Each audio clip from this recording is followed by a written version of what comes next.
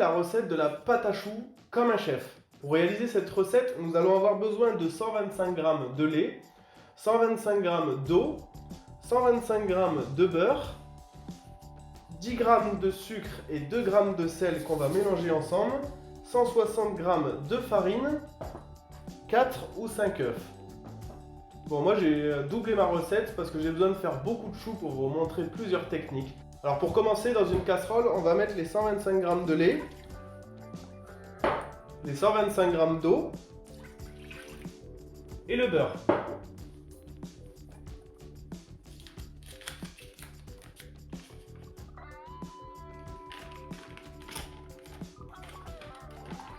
Je vais aussi mettre le sucre et le sel en même temps. Voilà, maintenant je vais faire bouillir ça. Mais attention, il ne faut surtout pas que ça boue. Parce que si ça boue, l'eau s'évapore et la recette change. Vous avez moins d'humidité dans votre pâte à choux. Du coup, il ne faut surtout pas que ça boue. Dès que ça frémit, c'est bon, on arrête la cuisson. Une fois que mon mélange lait, beurre, sucre et sel arrive à ébullition, on va y ajouter la farine. Et là, on va faire la détrempe, on va dessécher la pâte. Donc on va mettre la farine dedans, dans la casserole, hors du feu. Surtout, c'est bien important, hors du feu. On vient ajouter la farine, on vient mélanger pour faire la pâte et on va venir assécher la pâte. Voilà, vous voyez le lait, il vient juste de bouillir. On l'enlève tout de suite du feu et on vient ajouter la farine hors du feu. Voilà. J'éteins le feu. Et là, je viens ajouter la farine comme ça, à froid, enfin à froid, hors du feu, je veux dire, pardon. On vient bien mélanger. Et on va venir assécher cette pâte pour enlever le restant d'humidité. Alors pourquoi on assèche la pâte? Pourquoi on enlève l'humidité? C'est parce que quand la pâte à choux va cuire, s'il reste des traces d'humidité à l'intérieur, ça va venir déformer vos choux à la cuisson. Vous n'aurez pas une cuisson homogène. Et le chou ne va pas monter de la même façon partout. Il va se retrouver à monter d'un côté parce qu'il y aura beaucoup d'humidité. Et ici, qu'il n'y a pas beaucoup d'humidité, il ne va pas monter du tout. Donc en fait, maintenant, une fois qu'on a fait ça, vous voyez la texture de la pâte. On rallume le gaz tout doucement. Voilà, on le met tout doucement. Et on vient sécher la pâte. Alors pour sécher la pâte, il faut juste voilà, tourner avec une spatule en bois dans la casserole pendant environ 4 minutes. Voilà, vous voyez, je ne sais pas si vous arrivez à voir, mais ça commence à coller un petit peu dans le fond, mais sans cramer, hein, c'est juste que ça accroche. Ça, c'est bon signe. Ça veut dire que la pâte est en train de se dessécher. Donc il faut continuer comme ça.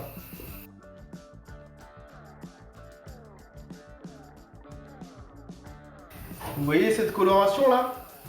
Ici là, juste au bas. Il faut vraiment faire attention. Il ne faut pas que ça colore de trop.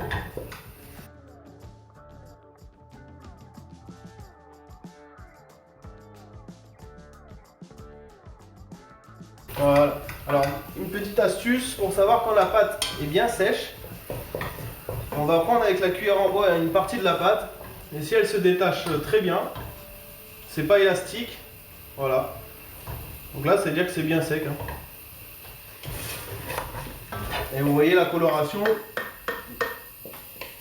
C'est juste léger, hein, c'est vraiment léger. Donc là, je vais la laisser encore 1 minute, juste pour dire d'être sûr d'avoir une pâte bien sèche. Voilà. Là, ma pâte est prête. Vous voyez, elle est bien sèche. Je vais arrêter le gaz.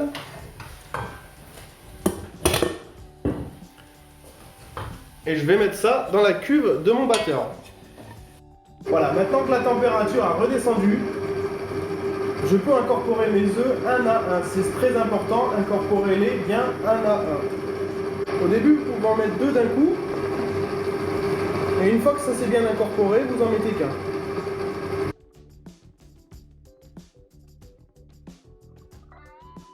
Alors la recette, c'est 4 à 5 œufs.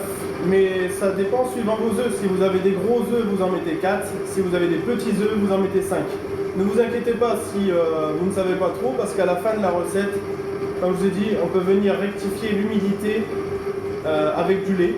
Alors, on va pouvoir mettre une petite touche de lait à la fin pour rectifier justement ce manque d'humidité dû aux petits œufs.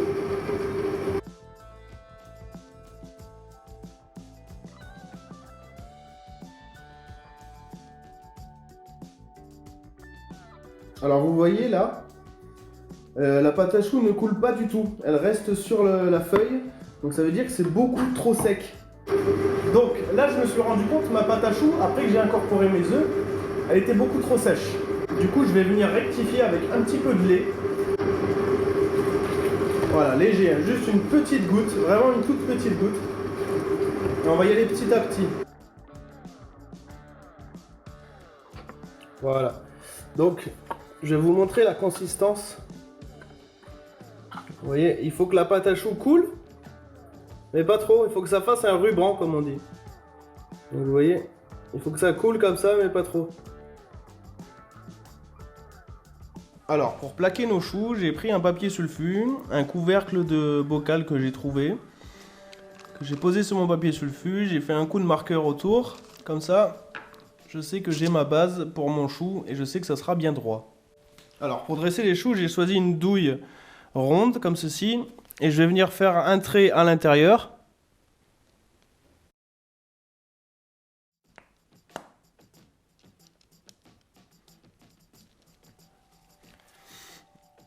Encore un deuxième trait juste avant. Et je vais refaire un troisième trait entre les deux au-dessus.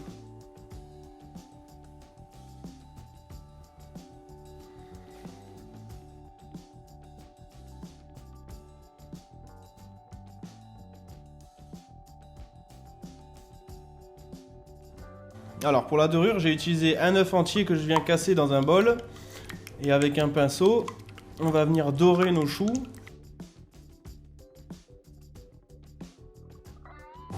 Et au-dessus, on va rajouter des amandes effilées.